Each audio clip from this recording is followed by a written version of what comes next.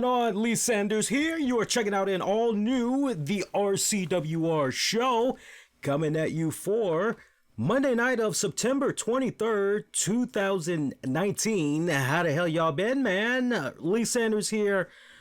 Ooh, man, I'm telling you, we need to get through this as quick as possible. I gotta let you know up front. And I do apologize for those of you that's going to be checking this out live, or maybe you're going to check it out on demand, especially on the downloads. This is going to be a real short show.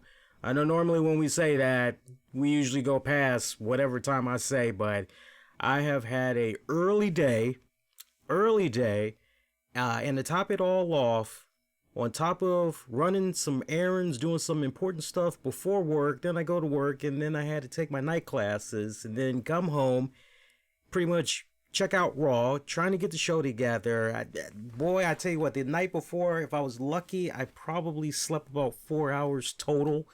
Yeah, one of those kind of nights going into a Monday. So you got to forgive me if I'm running pretty low on fumes here. So the goal is to pretty much do an hour, roll out, but then Tuesday night, since things will kind of be a little bit back to normal, I'll be able to sit down and I'll be able to add about 30 to 45 minutes of bonus content that we aren't able to get into during the initial live stream. So I do apologize for you guys that might be a little bummed out at that. But I mean, hopefully by now you've been picking up the pattern. You've been checking out the show on demand and on the downloads after the initial web stream, because we do include and I think those that check it out on demand and on the downloads will tell you there's a lot of really cool bonus content we try to cram in there for you guys, right? And all within a really cool time frame, but covering the latest in wrestling entertainment and beyond. You're checking out the RCWR Show. Hey man, we got a new sponsor tonight. Normally I like to get in the sponsors like 30 minutes into the show, but I did tell them we were gonna promote them within the first 5 minutes of the show. For those of you that maybe are struggling with your credit score, you know, it ain't easy to get to point A and B and C and all that other good stuff when your credit sucks. You're trying to get that new car, you're trying to get that new home, you're trying to work that new home in a way where you're paying the lowest possible for your mortgage and all that. You know how it can be, right? So if you are in a position where your credit really freaking sucks, I have something that can definitely help you guys out. I want for you all to remember this website. And if you can't remember it, it's in the episode description of this very episode you're checking out right now. I want you to hit up KC360creditrecovery.com. One more time, that is KC360creditrecovery.com. Great services that they have to offer. I always recommend services like this to anybody that is struggling with their credit score right now. Look, man, you're not going to be able to really live the dream, and you're going to continue to live a life where you're getting nothing but secured credit cards. That gets a little bit dull after a while, right? When you should be having such awesome credit that any credit card company would be happy to have you on board. The hell with a secured credit card. Hey, your credit is so freaking on point.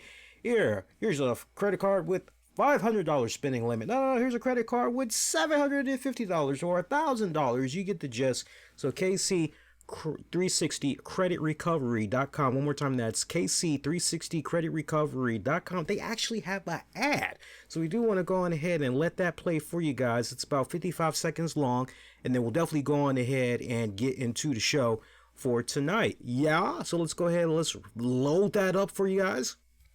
Is bad credit keeping you from buying a new car, your dream house, or living the life that you would like to live? KC360 Credit understand at times fixing credit can be overwhelming, especially when you are trying to do it on your own. KC360 Credit are here to get your credit back on track. Their team of experts will work with you to repair bad credit and provide the necessary tools to help you increase your credit score. Their crafted credit specialists will implement their expertise to assist you in achieving your credit repair goals. A great credit portfolio will help you obtain financial freedom while enhancing your lifestyle, creating a personalized action plan just for you. KC360 Credit guarantee honesty and dependability. Visit their website right now, kc360creditrecovery.com. That's kc360creditrecovery.com. KC360creditrecovery.com sponsoring tonight's episode of the RCWR Show. We got some more sponsors and some Patreon shout-outs we'll get into in the later part of the show. But for now, kick on back.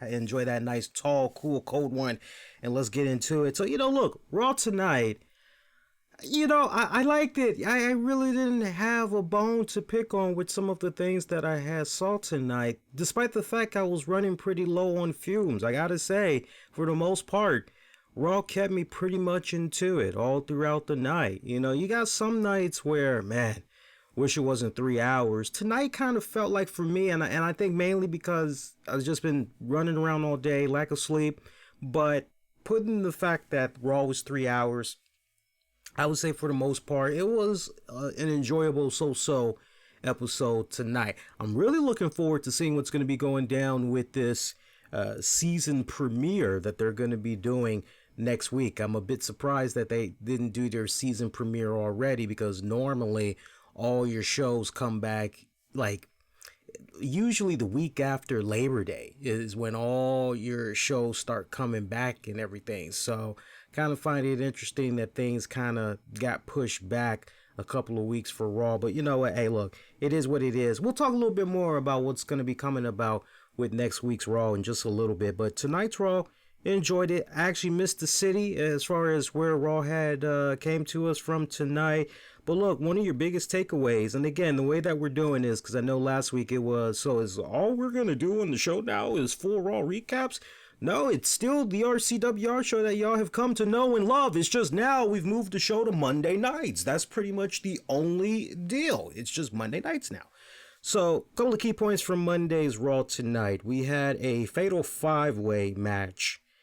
This was to determine who was going to be the new number one contender that would be facing Seth Rollins for his Universal Championship on next week's Raw. Those 5 men, it would be Rey Mysterio, Ricochet, AJ Styles, Robert Roode, and Nakamura. Again, Rey Mysterio, Ricochet, AJ Styles, Robert Roode, and Nakamura. All 5 of those men, they were in a fatal 5-way elimination matchup, right? So your winner of this one would be Rey Mysterio. Rey Mysterio. Becoming the new number one contender. He's going to be facing Seth Rollins next week on the season premiere of Raw.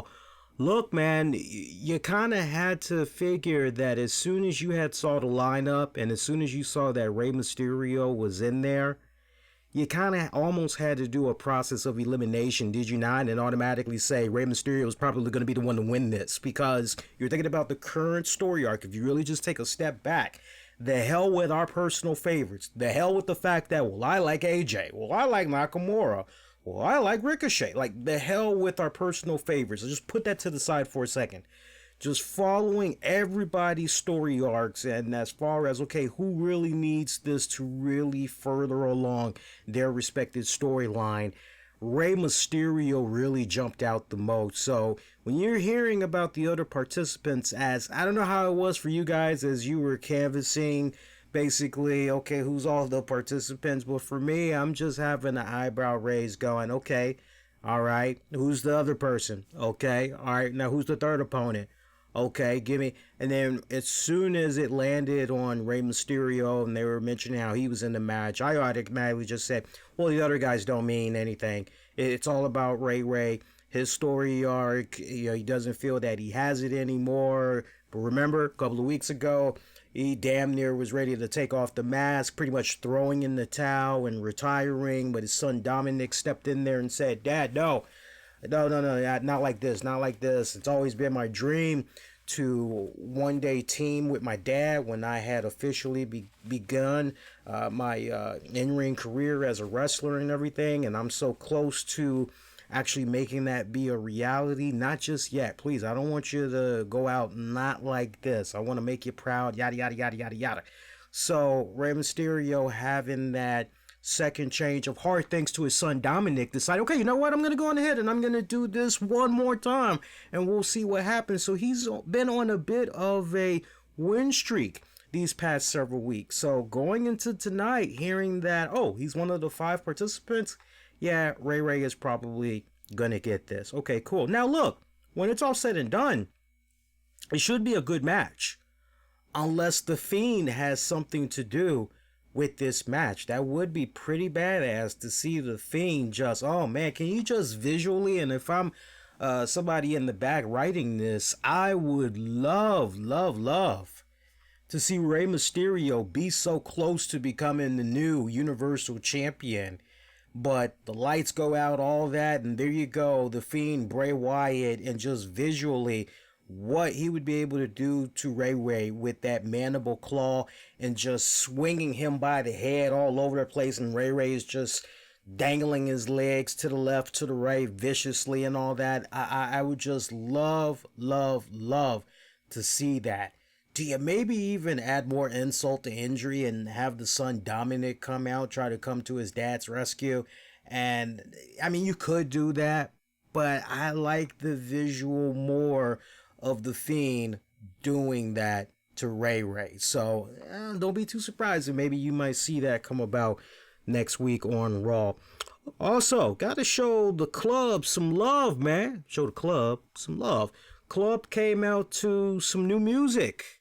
First time that we ever had seen the club since they've been together, and they've been rocking the t-shirt logos and all of that jazz. They came out to some, you know, the music kind of reminded me of something you used to hear on VH1's or MTV's 120 Minutes or whatever, whichever one of those networks had it back in the day. But it kind of sounded like some type of alternative Seattle kind of grunge, instrumental, industrial type of, yeah, it was really weird. So many things when you hear that music, it sounded kind of outdated.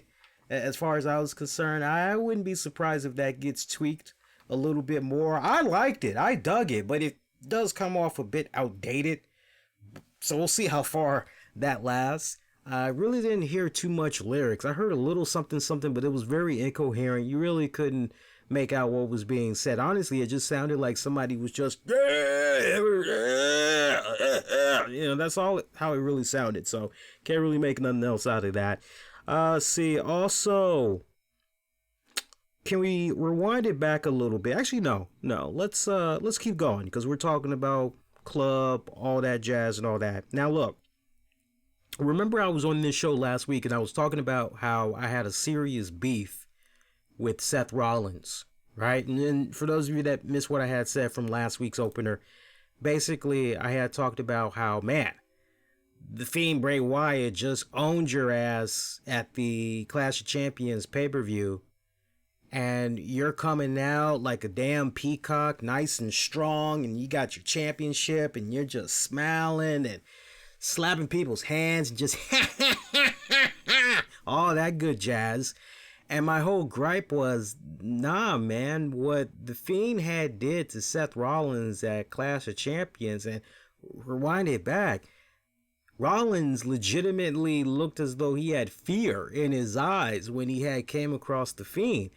And my whole thing was, from last Monday, man, shouldn't Seth Rollins come out kind of feeling as though, from a psychological standpoint, Wyatt is in his head and he's kind of looking around him a little bit, maybe just a tad bit paranoid or whatever, as he's making his way down the ramp, making his way into the ring, talking to the crowd and all that. Rewind it back when you get a chance. It makes total sense the way I had laid it out before you guys like start to go on in, and maybe your opinion is drastically different from mine. Just go back. It's really insightful what I had laid out, and it makes a lot of sense the way that I had approached it. But my point is to see Seth Rollins come out not necessarily looking behind himself and all that jazz. However, he did come off this week compared to last week. This week he came off a bit rattled. This week he kind of came off as though, okay, you know what, this Fiend dude, man, it's bugging me out. It's fucking with me, and man, I like that. I like the tone that Seth Rollins. So, you notice how, okay, I see one thing, and it's okay. I see they're trying. It ain't all just shit. I've tried to be a lot more proactive. I think, honestly, anybody that's been watching the show a lot, the RCWR show that is, for all of 2019 or a good majority of 2019, I think you guys would all be in agreement. I've been a lot more proactive, more complimentary towards the WWE, but still offering the constructive criticism where it's due when it's needed. It's not just sitting here and doing the show and it's a bitch fest, because the day that all I can do is say nothing negative about a particular product for 15, 20, 30 minutes, I need to be talking about something entirely different. Yeah. So to see Seth Rollins come out this week looking a bit rattled, looking a bit shaken by the actions of the Fiend these past 2 weeks, I loved it. I truly did love it. So the psychological games of Wyatt, now we got him officially going on record, acknowledging it and everything. I like that. I like that tremendously. And I also liked how Seth Rollins said, hey, like he's trying to hype himself up, right? He's talking about this whole psychological warfare that's coming from the Fiend, but he's also talking about how I'm going to do my best to overcome this, and I shall. I will overcome. I will prevail, much like how I overcame and prevailed Brock Lesnar a couple of months back, much like how I conquered, I overcame, I prevailed Braun Strowman, and that basically had prompted Braun Strowman to come out, get in his face, and you kind of knew that was going to happen. So Braun Strowman pretty much, keep my name out of your mouth, man, or you're going to get these hands. Yeah, that's pretty much Braun Strowman's whole deal.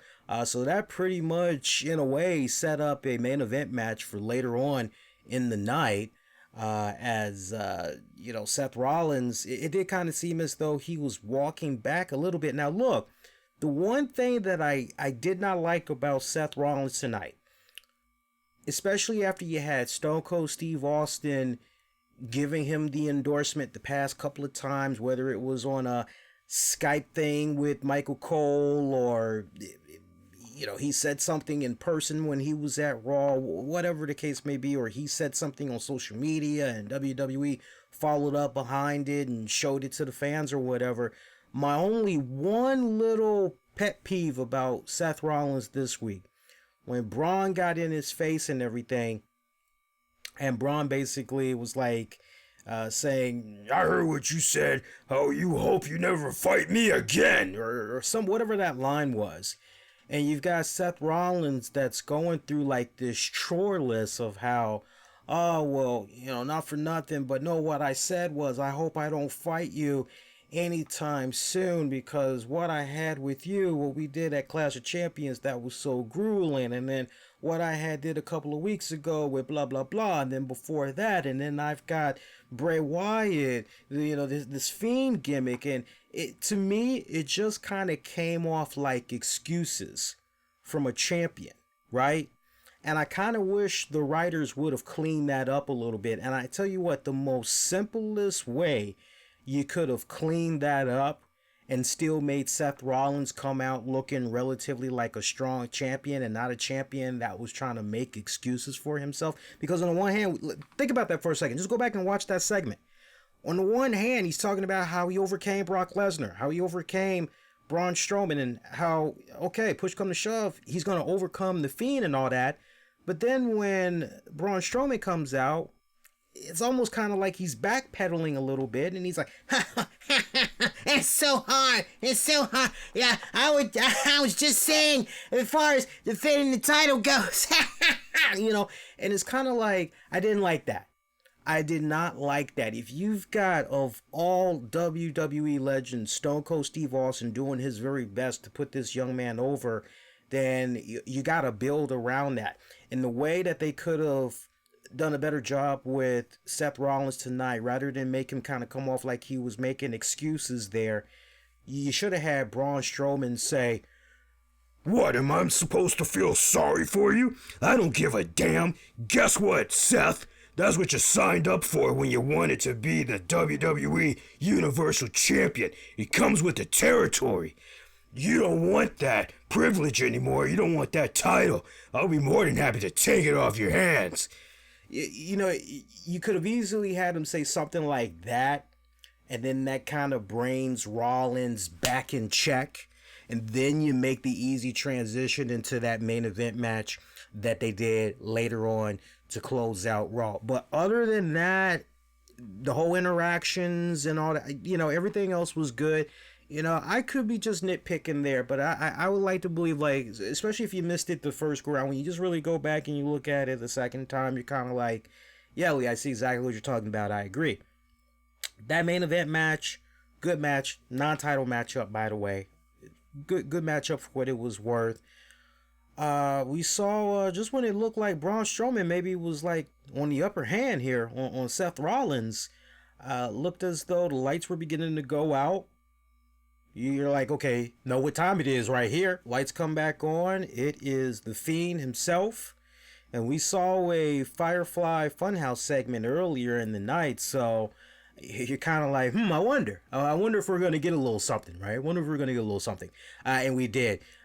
Fiend, man, I tell you what, the chemistry between Fiend and Braun Strowman, I loved it. And I love particularly the fight that Braun Strowman had tried to put up against the Fiend. I mean, you got to go back. If you didn't catch it this week yet, go back and watch that closer, because you had Braun Strowman screaming his ass off. I mean, legit screaming his ass off as he's got the mandible claw down his throat from Wyatt and everything. And you just hear Braun Strowman, no! Oh, no! No! And I loved it. It was almost like you were hearing Braun Strowman get mutilated, right?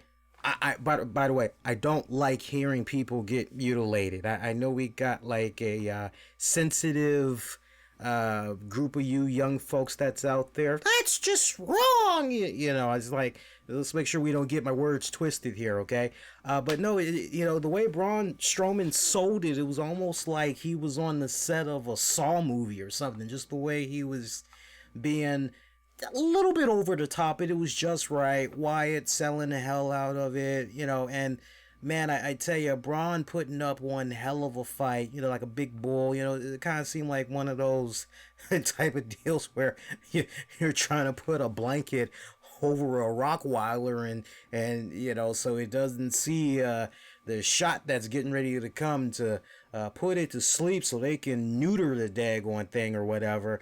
It was just way he was scrounging around and all that. And then he actually had a second burst of wind as he was trying to come after Wyatt. And Wyatt, once again, with the mandible claw, staying on top of him. And meanwhile, you got Seth Rollins. Seth Rollins, boy, I tell you, he gives us the gifts. I mean, GIF, right? He gives us those gifts, right? But then he gives us these sound clips. He gives us these video clips that, like, again and again and again and again. And at one point we see the Fiend. He crawls his way over to Seth Rollins, and I swear to God, you got to go back and watch this yourself. You hear Seth Rollins, he actually goes, and you're like, what the fuck? I'm sorry, I don't mean to laugh, but it was funny how Seth had delivered it, because you see him, and Seth looks like he's literally about to go, Mommy! Oh no! He looks like he's literally about to break out like that, and he sold that. I gotta tell you, as over dramatic as that was, I've got to be consistent here, because what did I say from last week? Hey, I wish Seth would have came out and he really would have sold the psychological games that the Fiend has been putting on him. Well, now, in essence, you kind of saw a bit of a mental break in Rollins. So, if you're going to have Rollins, if that last burning image until next Monday is going to be of Rollins, then it's kind of like, come on, man, you got to have him come out next week then, and you got to have him be a little bit paranoid, right? I wish they could do something in some type of a way where Michael Cole has an opportunity to sit down with Rollins and they can kind of address the psychological warfare or whatever, and maybe kind of follow up on what we just talked about, how Raw had ended and everything, and really tap into where exactly is Rollins' head right now, right? Because you could almost kind of make the argument that Rollins, when it comes to the Mr. Rogers, Bray Wyatt, he finds that laughable. He doesn't care about that, and he's aware of the psychological games. Okay, you're aware of it, but how is your mental toughness overall? Like, are you able to just continue to stand your ground and just fight the good fight or whatever? And yet each time he comes across the Fiend, I mean, he's quivering like a little kid. It's almost like he's acting like the little kid from Stephen King's It. You know what I'm saying? You remember how the kids were? And I'm not talking about this new rebooted shit. All right, look, all due respect, I know people like me. I'm sorry, I grew up on the original It, and the original It 2 and all that. Yeah, for me, those will always, nothing beats the originals as far as I'm concerned. See, some other key moments from Raw tonight. Oh, by the way, one thing I did notice, by the way, going back to Seth Rollins one more time, when he was talking about overcoming Lesnar, and I'm curious how Hulu and the other outlets are going to edit this, but when he was talking about how he overcame Lesnar, he actually had got some heckles, and he had got some boos. Now, some of you may say, well, nah, man, shouldn't that have been maybe the other way around? Don't you mean it was for Lesnar? Nah, it was actually for Seth, and just to double down on that, for those of you that be like, nah, that was for Lesnar. When he talked about overcoming and conquering Braun Strowman, boos kicked in again. So this crowd tonight, I mean, it was pretty mixed. I mean, everybody was definitely in on the whole burn it down. But then it was like, once you take away that, you take away the entrance, and he's got that microphone, and he's getting ready to talk. Crowd will pretty much a bit indifferent towards Rollins. So take that for what it's worth. I'm not going to really overanalyze that too much, but hey, it is what it is. Great women's match between Lacey Evans and Amber Moon. Lacey Evans picking up the win. She actually had defeated Amber Moon via sharpshooter. A little insult to injury there. I know Lacey Evans was trending big time over the weekend. She was out in Edmonton. Was it Edmonton? Canada or whatever? Some part in Canada. And I know she had got pulled over by one of the state troopers out there, and she had recorded a video where she's basically calling this law enforcement officer a nasty for giving her a ticket, and this officer did not know who she was, and yada, yada, yada, yada, yada. And I'm amazed at how many people, first of all, looked at this video and honestly had said to themselves, oh man, she's actually talking to an officer like that. She's lucky she didn't get arrested. I'm looking at this and I'm going, this is awesome. This is freaking awesome. The way that she's able to just, continue to stay in character on the road here.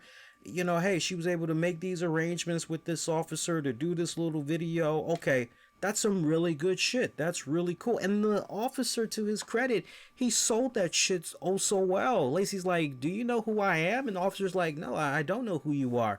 I'm Lacey Evans, a WWE superstar. Look me up. And the officer's like, well, be it as it may, here's your citation, and here is, and she calls him a nasty, and says something like, I hate you Canadians, and he gets real technical with her, and he's like, well, actually, you're in blah, blah, blah, blah, blah. You have a nice day, and you're like, oh, man, I looked at this a mile away and was like, ah, nah, this is staged. They just set this up so they can get some, and it was beautifully set up. I just wish that as far as the law enforcement out there and Lacey Evans, I just wish they didn't release a statement. If it had that many people talking and wondering if, in fact, hey, did Lacey really did say this to a police officer on duty? Did this really happen, or was this stage? If it's, I got a golden rule.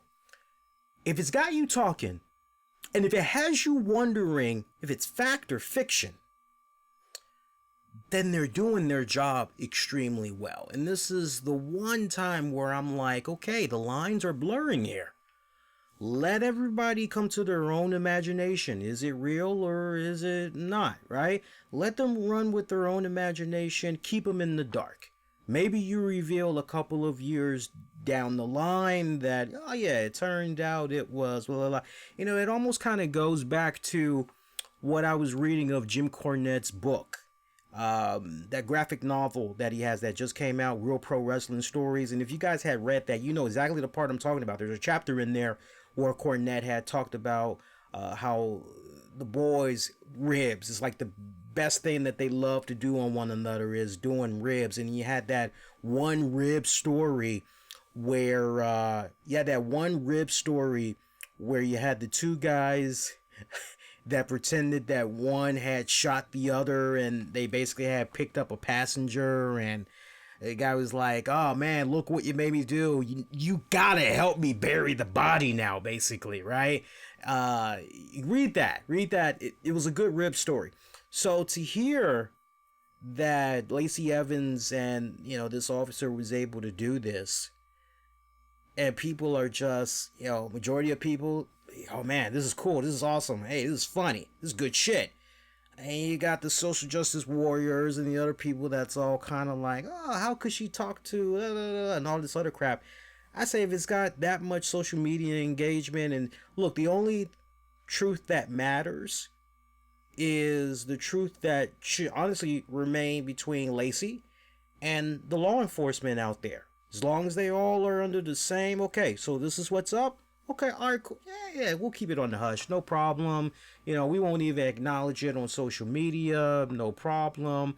So, it kind of sucked to see that bubble get burst. But I do want to say this about Lacey Evans. Say what you will about her in-ring ability, right? I know sometimes she has her matches and there's some botches in there. And, man, I tell you what, when she be hitting some of those girls, whoo, daddy, some of them stiff shots, man, it look like she really, really is hitting the hell out of somebody, right? But say what you will, she's really coming into her own, and she definitely, you really got to just give her a lot of credit for having the psychology down as far as how she is presenting that character, even if some of us don't like that character. Just what she's able to do with that character in and outside of the ring, it's awesome. It's like there's never an off switch with that character. Almost kind of like Samoa Joe, almost kind of like a Kevin Owens to a degree, just constantly living up that character, almost like a MJF, just constantly living that character. So I definitely got to give her a lot of props with regards to that. Not Sasha Banks, but was it Bailey? No, not even Bailey. I'm thinking of Becky Lynch. We didn't get Becky Lynch tonight in the ring, I should say, but we did get a little bit of a cameo of her in a sit-down interview with Michael Cole. It was pre-taped. I enjoyed that. I love her in these pre-production segments where she is more concise, where she is more blunt,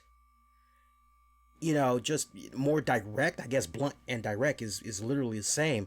I'm liking what's going on with her. It's really matching up to some of that stuff that she does on the side on social media. I'm liking it, what she's been doing and what WWE has been doing with her the past couple of weeks. I like that. I like it a lot. Saw my boys AOP They did another segment talking in their native language. Love that. I love how they were beating the crap out of. I didn't even catch who it was they had beat the crap out of. I don't know if that was Ryder and Hawkins. Told them, hey, I can't do this anymore. Week after week. No peace, no quiet whatsoever.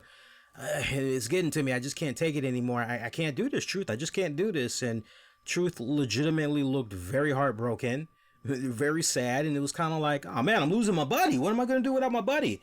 And they go for an embrace and everything and back away. And somehow she ends up getting a schoolboy on him while he's not paying attention. It becomes the new 24/7 champion. And I think this was maybe, and I'll have to rely on you guys, but I swear this was the first time officially on air that the relationship of Carmella and Corey Graves was acknowledged. I mean, if you're following the guys on social media, then you already knew that they were a couple. But I thought it was kind of interesting. If they mentioned it another time, I don't know anything about it. But I swear this was the first time that they acknowledged that relationship, because Corey Graves was like, oh my God, seriously, oh my God, it's going to be a long night tonight. And Renee jumped on that and was like, yeah, you and Carmella definitely ain't going to get no sleep tonight. You better be watching your back. And, so you're kind of like, oh, that's a nice little, okay, I like that. That's kind of cool. So yeah, Carmella is your new 24/7 champion. Is Drake Maverick maybe going to counter what's happening currently with Carmella? Because, now temporarily that you have the 24/7 title on Carmella, which, by the way, the entire women's locker room had came out. None of the men wanted to touch Carmella, but you had a boatload of women that came out shortly after they found out who was the new 24/7 champion, wanting a piece of her. So now you can't help but wonder, okay, so is Drake Maverick maybe going to try to get his woman, Renee Michelle? Is he maybe going to try to tap into her to get that 24/7 title, bring it back home for them, but then pin her in the process? Not that type of pin I'm talking about, by the way, where you can have some babies, but pin her so he can get that 24/7 title, right? I would love to see them do a lot more with her, man, because, oh my gosh, she's so freaking beautiful. She really is. When she pops up on the camera, you're just like, stop the press. Who is that? Like seriously, who is that? I need to know what's going on with her. What is she doing now? What's getting ready to happen here? You got to capitalize on that. You just got to capitalize on that. I'm seeing in the chat, Shab was talking about how it was funny how the commentating team had nothing to say about EC3, but he has a nice body and he need a win. Well, look, EC3, Lord, that's a whole different topic for another time, man. I have let my thoughts be known about EC3 off and on since he's been up on the main roster. And if there's anybody I'm hoping that can honestly get a little bit of a fresh start when this draft comes about, EC3. I would love to see EC3 maybe take his talents over to SmackDown. I think a guy like EC3, under Eric Bischoff, I think let me back up a second. Under Eric Bischoff and crew, because it's not just Eric Bischoff alone, but I just feel like, as far as, okay, here's some space for you to really breathe. Yeah, I swear a guy like EC3 would probably benefit from that tremendously. I know some guys are like, nah, man, send him back down to NXT. Nah. With a guy like that, and with everything that he was able to do for Impact Wrestling, nah, you don't just backtrack like that. There's a lot of real estate Mondays for 3 hours, and that's fine. But a guy like EC3, I'll say this much, he deserves better. And I'll continue to say that. Look, am I happy to see him get any type of TV time whatsoever? Yeah. Oh, hell yeah, I am. I'm definitely happy to see him get whatever TV time he's able to get, because that's his 15 minutes there. But at the same time, seeing what I saw of his work in Impact Wrestling, and to compare it to what's happening with him these days, it's like night and day. It's like, who the hell did he piss off? You just can't help but say that. And that very well may not even be the case. It's just, okay, this is what we want to do with you. Okay, all right, no problem. It's just kind of one of those type of deals. There's really nothing else that stands out to me I want to talk about from Raw this week. I know some of you guys want to maybe talk about some other matches, but I think those were really the bullet points, honestly, that I wanted to cover. I know next week is going to be really interesting because, again, it's the season premiere. Right, it's like I wasn't aware we were watching reruns at some point, but it is what it is. I always find that funny, next week Raw season premiere. You're like, what are you talking about? Anyway, next week's gonna be good. So we got Rey Mysterio taking on Seth Rollins for Universal Championship. We told you about that a few seconds ago. Also, Miz is gonna have a special segment of Miz TV. He's gonna have the Hulkster, the immortal Hulk Hogan, and he's going to have the Nature Boy Ric Flair. So, kind of interesting. Contrary to some of those reports that's floating around about, Ric Flair, WWE, there's tension. Ric Flair, trademark. Here we are, past 2 weeks now. Flair has been incorporated with WWE programming. Find that interesting. Last week, SmackDown, he was in a backstage segment. He walked on up to Charlotte. Woo! We didn't see him walk out with Charlotte when they came back from commercial, but we did see him interacting with his daughter backstage on last week's SmackDown. And now you find out this week, nice pretty graphics and all. They didn't do the whole, talking in past tense or just talking within passing or whatever. Ric Flair. Nah, they put up the nice little graphic and everything. Ric Flair next week. Okay, that should be good. Looking forward to that. That should be good. I can't wait. Oh, Brock Lesnar. Almost forgot. Brock Lesnar is going to be in the house too on Monday's Raw. So, what the hell is he doing on Raw? Is he maybe going to collide with Kofi? What exactly is going to happen with that one there? So, that's kind of interesting. I see a question about Shayna Baszler. When WWE gonna bring up Shayna Baszler? I've talked about Shayna Baszler off and on for the past couple of months. I don't think it would be fair to go over that particular topic again with other listeners, because I've beaten that horse to death. If I were to just give bullet points, I feel the last thing I said about Shayna Baszler, I said she does need to come up. I could sit here and I could come up with all types of cool ideas for why Shayna Baszler, Marina Sharif, and Jasmine Duke. I could give you all types of really cool ideas as far as, how they can be brought up on the main roster, why they should be brought up on the main roster. I know one of the last things that I had said was Ruby Riott, she's out.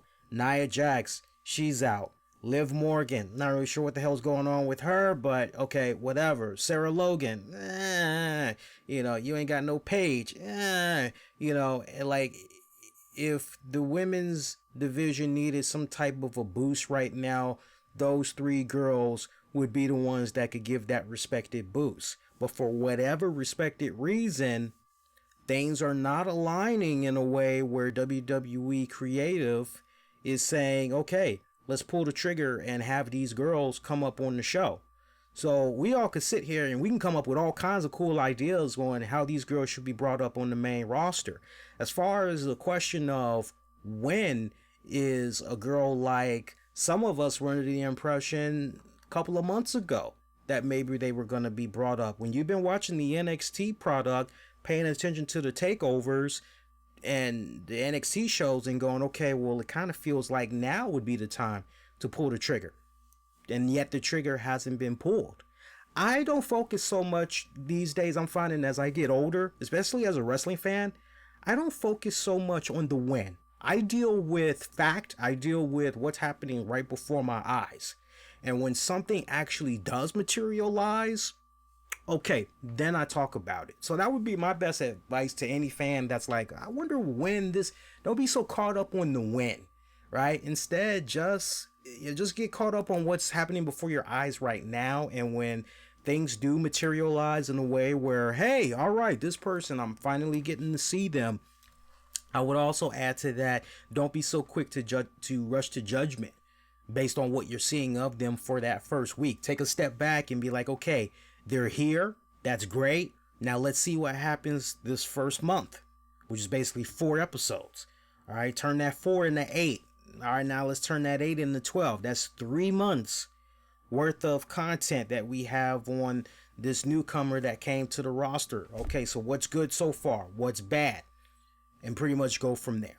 Let's keep on going, because on that note, I want to blaze through some other topics, because I'm seeing right now we got about 15 minutes. I told you guys I'm doing a hard 1 hour. No more, no less. Those of you that want some more bonus content, like I said, Tuesday night, my schedule is going to be a lot better. I'll be able to talk about SmackDown. I'll be able to also talk about some other little wrestling tidbits, non-wrestling news little tidbits. So you guys will get a nice, when it's all said and done, you guys will get an additional 30 to 45 minutes of audio content that will be added on top of tonight's show. So you'll have a nice 1 hour 35, 1 hour 45 minute show, give or take. Okay. So, hey, I want to give, actually, you know what? Before we dive into that, one thing I do want to do, I want to give a shout out to our sponsors for tonight's episode. I want to show them some love. National Toy Store, again, National Toy Store. Love these guys. I want you to listen to their ad, because they are sponsoring tonight's episode of the RCWR Show, and also Shiabu.com. So what I want to do just for the next 3 minutes tops, I just want to play their respected ads. You know, hey, they're representing, they got ad time, so we got to give them some love. You can keep the conversation going in the chat here while we got the ads playing, and we'll jump right back. We'll get into some Patreon shout outs, and then we'll get into some non-wrestling and wrestling little news tidbits while we're still on the air with you guys. All right, you're checking out the RCWR Show. Tonight's edition of the RCWR Show with Lee Sanders is brought to you in part by NationalToyStores.com. Folks, I want for you to bookmark that site. You will thank me later, especially you parents out there. I know it can be a little bit tough these days with some of the commercials that you see running around for toys, and let's be honest, the toys that kids are playing with today, it's nothing like we had growing up, especially from a educational standpoint, right? Well, NationalToyStores.com, they've got a simple slogan, which is making toys great again, right? Remember the fun, the excitement that you had as a kid when you were learning how to spell or learning how to count, maybe playing chess for the first time, checkers, you name it. Well, NationalToyStores.com, they've got cool little knickknacks of toys that's great for children of all ages. So check them out. You have nothing to lose, but so much to gain. And hey, check this out. If you're ordering from NationalToyStores.com for the very first time, you get 10% off of your order. That's right, 10% off of your first order with National Toy Store. So what are you waiting for? Head on over there right now, the National Toy Store. Hit them up, the National Toy Store. Their URL, NationalToyStores.com. One more time, NationalToyStores.com. I'll give that to you one more time, NationalToyStores.com. And you can always check out the link in the episode description of this very episode to take you directly to their website. National Toy Stores, making toys great again. Hey fellas and ladies, listen up. If you're like me, you care a great deal about your skin. You want to make sure your skin is hydrated as much as possible and is healthy, nice, smooth, and oh so tight. You gotta pay special attention to this as you get older. Above all else, you gotta make sure the ingredients you're putting on your skin isn't harmful and instead is oh so natural. That's why I choose Shiabu Natural Cosmetics. Shiabu has the best all-natural skincare products made from all natural organic oils and shea butter. They offer the best vegan skincare products, from toning lotions, anti-wrinkle and dark spot correction, hair food, hair cream, and so much more. Need some free samples? Oh yeah, you can find it at sheaboo.com. Get 10% off your first purchase from Sheaboo's all-natural skin and hair products when you sign up for their newsletter. So what are you waiting for? Head on over there right now, sheaboo.com. That's spelled SHEABU.com. Sheaboo.com. One more time, sheaboo.com.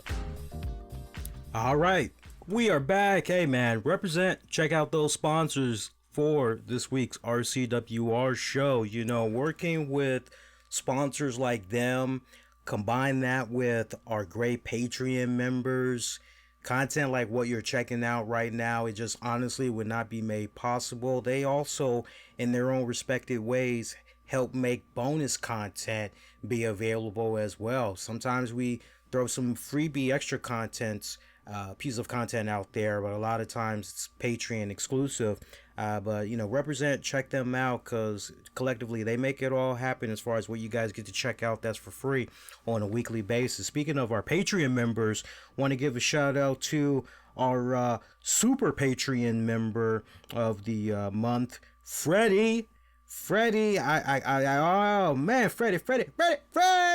I can't wait to sit down. I was supposed to do it this past weekend, but the classes, the work schedule's been kicking my ass. I've got to just deal with classes one more time for the rest of this week. I think I've got a final exam coming up. I think it's either this Thursday or Friday, and then I won't have to deal with classes anymore. I'll be done, so things will be pretty solid. I'm looking forward to this weekend for sure, sitting down and finally working on some thumbnail design so I can get this Bray Wyatt artwork together and everything. It's supposed to be done as a painting, so I'm ecstatic for that. I can't wait. Got a couple of ideas floating around in my head. Freddie, shout out to you, my friend. Hope your week is going good so far. Also shout out to John Krauser. John Krauser, if you had missed his first Brain Freak live show, have no fear, because he's doing it again. He's doing it every single Friday during the month of September. He is doing the show at the Second City Theater. It's in Chicago. For ticket information, check out the episode description. Check out the synopsis and everything. I've got the link in there for you. Hey, you can always do a Bing, Google search. Type in John Krauser, Second City. Krauser is spelled Krauser. That's Krauser. Type in John Krauser, Second City in a Bing or Google search, and it's the first link that you come across.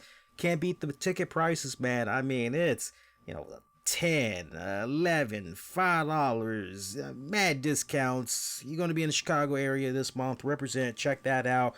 Also, shout out to Justin Rabach. Justin, hope you've been well, my friend. I have not heard from you in a good minute. Usually on our private Patreon on the Discord, you gotta be a Patreon member to see the content.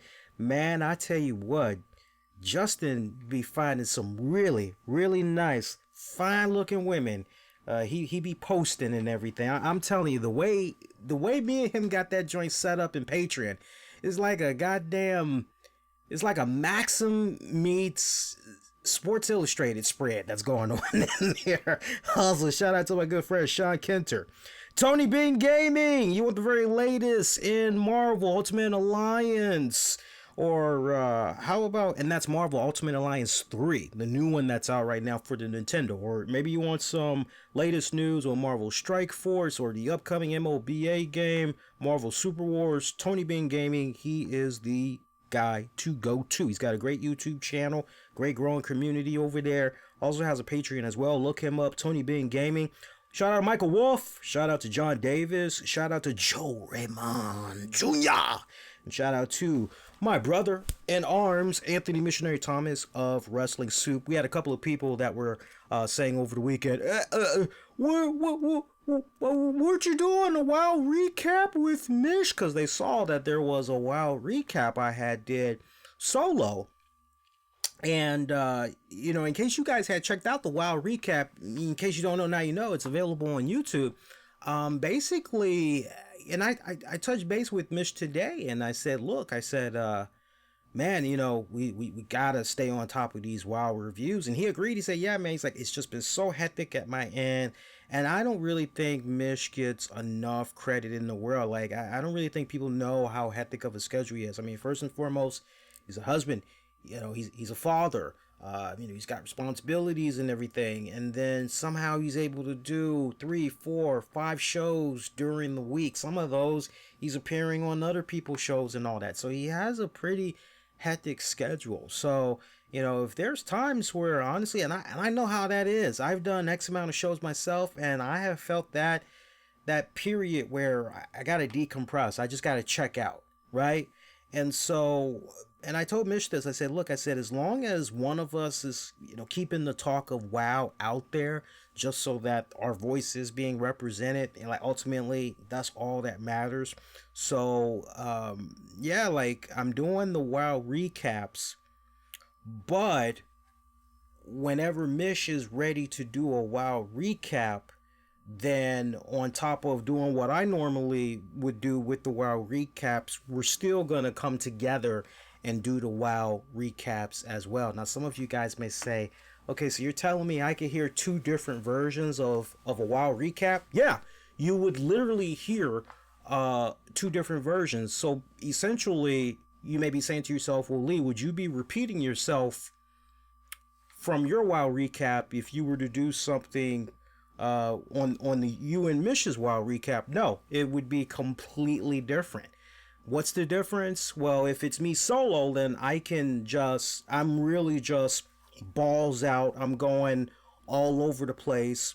Whereas on the Patreon only WoW recap, it's a little bit more radio friendly.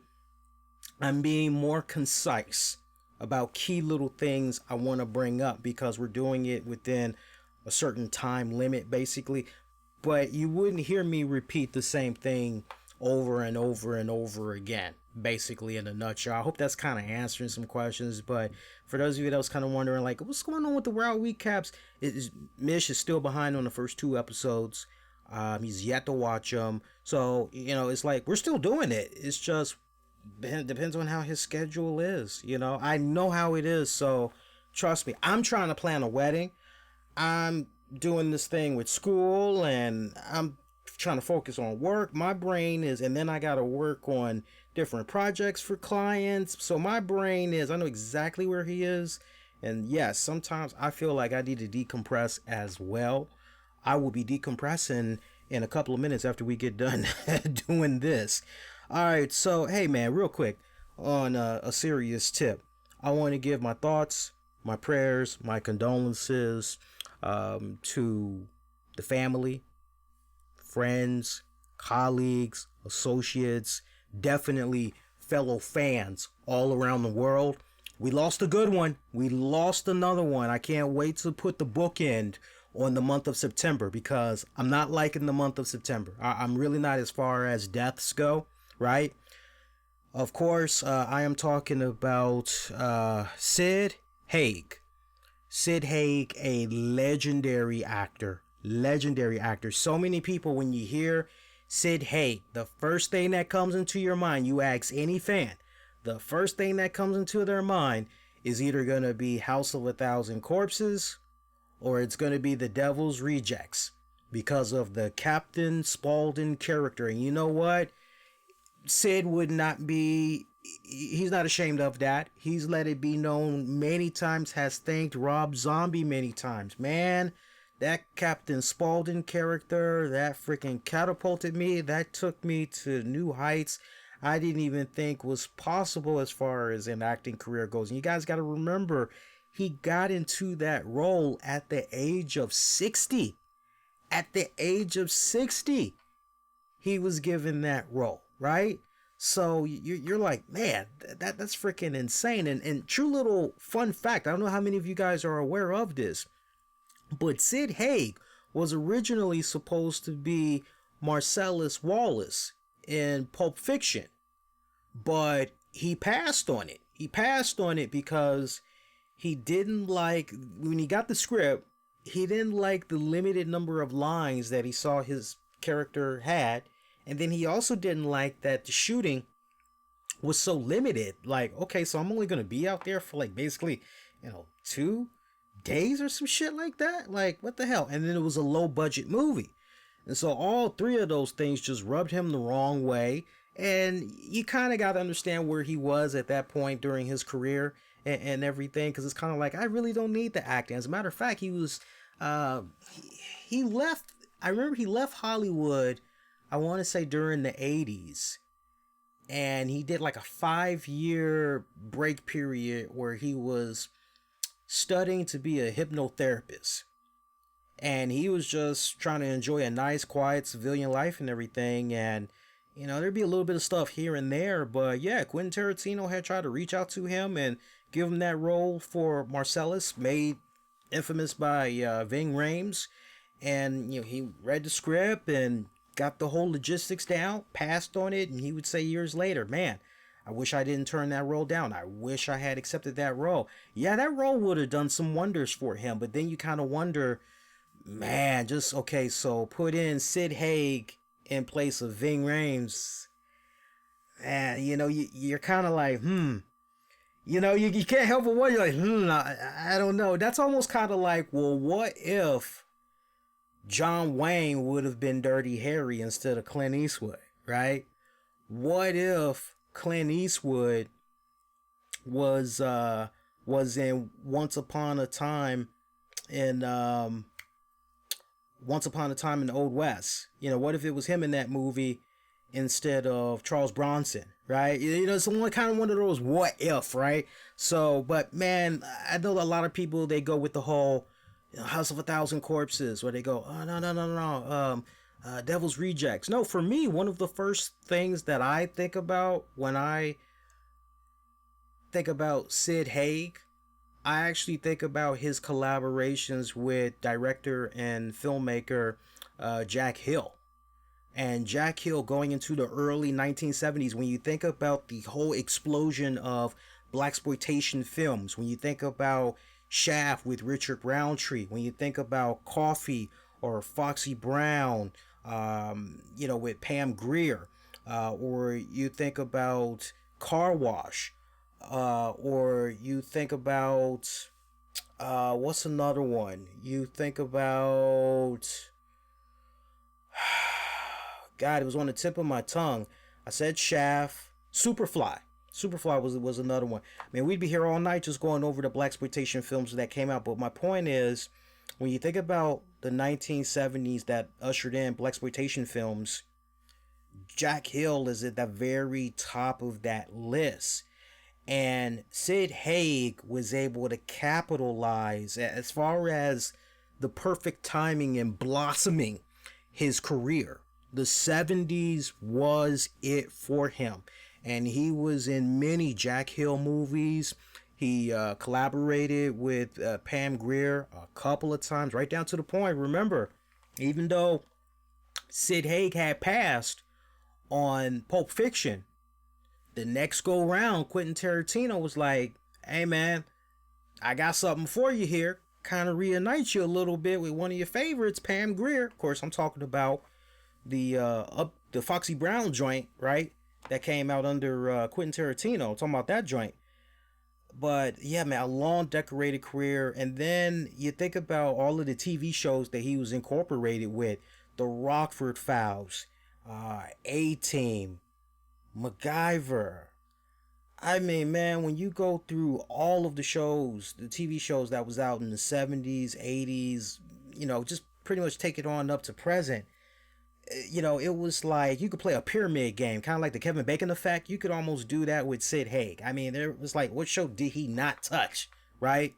The guy, 80 years old, it was kind of fucked up how he went out, because ultimately his death was the result of a nasty fall that he had took. And basically, to sum it up, complications from that fall, ultimately, I don't want to get into, because there's a lot more details as far as like how the passing had came about, but I don't really want to get into all of that shit.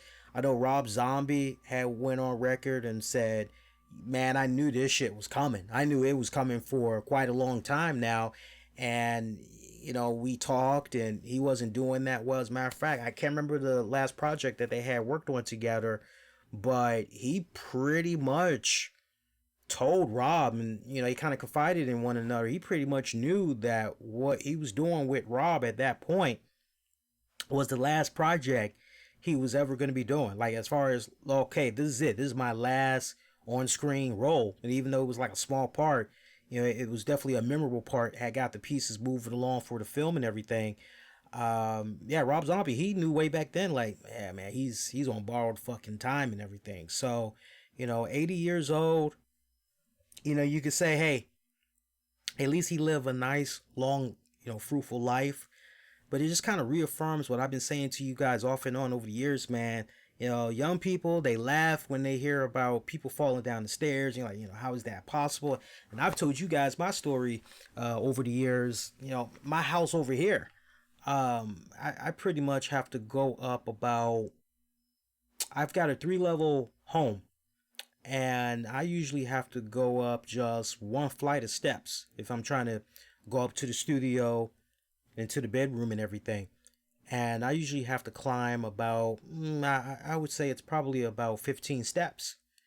And as long as I've lived in this house, which is almost 10 years, I've fallen down those stairs twice and definitely have sprained my ankle as a result. So, a lot of people I know have the misconception that, it's only old people that fall downstairs. No. You could be a teenager, you could be in your 20s, 30s, and up.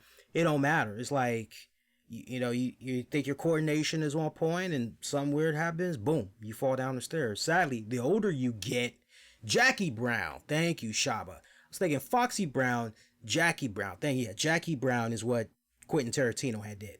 But yeah, it's like falling down the stairs is no joke. It's fucking no joke. So, the older you get, you kind of got to be more mindful of your surroundings. That's why, if you ever notice, a lot of folks when they get older, they try to live in a place where, they don't really have to deal with stairs. Everything is pretty much one level and all that. So, rest in peace to him.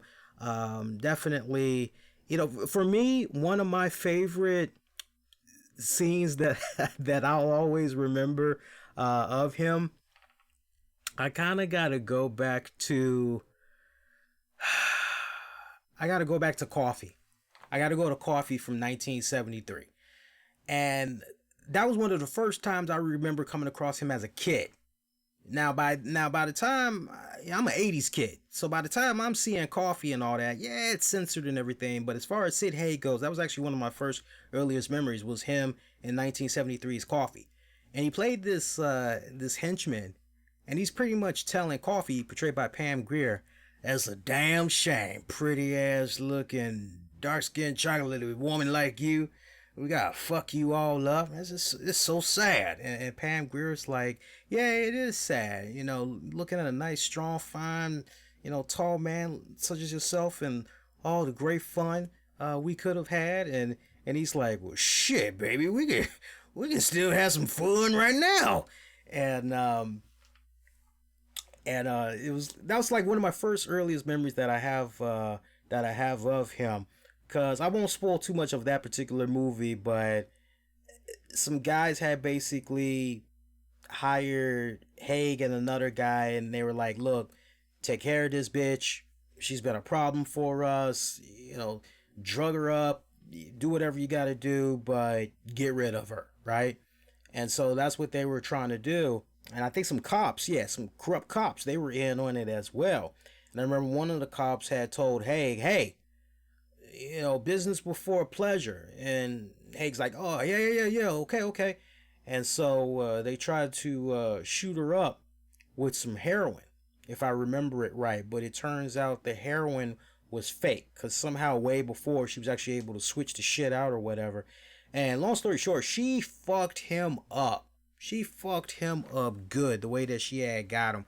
I won't spoil it for you guys that never seen Coffee before, but she set him up good. And I think anybody that's seen Coffee, you guys will definitely agree with me. The final scene in Coffee, no matter how many times I see that movie, the end of that movie, I laugh my ass off every time. Now, I'm not gonna tell folks that's gonna be listening to this on demand and on the downloads what I'm doing, but you'd have to see the webcast. But for those of you that remember Coffee, all I gotta do is make this facial expression, and you know exactly what I'm talking about with the final scene. Always laugh my ass off at that. Also, we had lost a Star Trek actor, Star Trek Deep Space Nine actor Aaron Eisenberg, passed away at the age of 50. He was known for playing Nog, them Ferengi looking, things or whatever. For me, I know everybody has their favorite Star Trek character. Everybody does. For me, when I look back on Deep Space Nine, when I look back on the Deep Space Nine cast, for me, honestly, what was my favorite? Avery Brooks, Benjamin Sisko. That was my ultimate go-to guy. I fucked with him. He made having a bald head look so fucking cool. And no, that's not what inspired me to just... Because I can still grow my hair. It's just I prefer having a bald head. But Avery Brooks, man, I gravitated towards him. Because I remember when I initially had saw the trailers for Deep Space Nine, I said, oh shit, we got a black fucking captain. Look how far along we've come. We got a black fucking captain. All right, I was already messing with Jean-Luc Picard, but then to see a black captain, I was like, yeah, I'm down with this. I liked him. I also liked Nana Visitor, who had played Kira. I loved her. Oh my God, them tight little bodysuits that she would be wearing. I know she didn't really have any hips or behind or anything, but I don't know, there was just something about her in that outfit and, that short hair. She kind of had like a young Demi Moore thing going on, man. I fucked with her. She was pretty badass. Yeah, it was mainly those two. Those two I had messed with. Now, some of you guys may be like, well, what about Jadiza Dax? Yeah, she was alright, but I ain't really fuck with her like that. But nah, Kira, Sisko, those were my main two that I fucked with. But yeah, rest in peace to both of those cats. And let's see, what other stuff can we get into? Actually, how we doing on time? That's the most important thing. How we doing on time here? I'm looking at the recorder here. Yeah, let's go ahead. Let's stop that. I try to be nice to you guys, give you all an extra couple of minutes there. We'll go ahead and we'll stop it. So what's going to happen now is, like I said, just to recap for those of you that maybe are just tuning in live, I'm going to add an additional 30, maybe 40 minutes on top of the webcast version of the show. So we're going to talk about SmackDown. We got some AEW news we need to get into. We also got some Impact Wrestling news we got to get into. There's going to be some more non-wrestling related news get into. For those of you football fans, you want to know my thoughts about what's going on with this whole Antonio Brown bullshit. I've been kind of like hands off of that shit for a couple of weeks, and it's been on purpose because I kind of felt like, there's going to be more added to this story, and it kind of feels like we've reached the top. I don't think it's going to get any than where we're at right now. So I'll definitely sound off about that and a couple of more things. So check this out, in case you guys had missed it, right now on YouTube, and it's also available in audio format for free on patreon.com/RCWR Show. It is the interview that myself and my good friend Anthony Missionary Thomas from Wrestling Soup had conducted with Wow, Women of Wrestling. She's a newcomer. She just started with last week's tapings, and we'll be seeing her on a future episode this current season of Wow on Access TV. But we had spoke to Teal Piper, daughter of WWE legend, WWE Hall of Famer, Roddy Piper. Do yourselves a favor, if you haven't already, go check that out. I'm actually working on the transcript right now for highlights, and I just want to put that in you all's minds because it is going to be circulating on a few wrestling websites in the next day or so. But definitely do yourselves a favor, check it out. It's about 25 minutes. It's a great conversation, really great shit. Check that out. And also Patreon members, I know we got the month of September winding down. There's going to be some Patreon exclusives that's going to be coming your way. Definitely a new Wrestling with the Topics with me and Tammy. Long overdue. I mean, we've been pumping out a lot of other cool stuff for Patreon, but we owe you guys a Wrestling with the Topics. We're going to definitely get into that. I may do another installment of 30 with Lee. That it may be dedicated a lot more to Sid Haig and just cherry picking like key movie roles or whatever. I may talk a little bit more about him. We'll see. But there's definitely going to be some stuff coming at you guys this week. Meantime, your next free-for-all edition of the RCWR Show is going to be coming at you guys on September the 30th, 2019, after Raw goes off the air. Follow me on Twitter, Facebook, Instagram. Use keywords of the RCWR Show. Also, join our growing Discord community. Discord. You can find the link in the episode description. And if you're following me on Twitter, it's actually in my profile as well. Don't just hop in there and don't say shit. Hop in there, say hello, introduce yourself, all that good jazz. All right, that is going to do it. I am wishing all of y'all to be safe. Most importantly, be kind to one another. I will see you all next go round. Adios.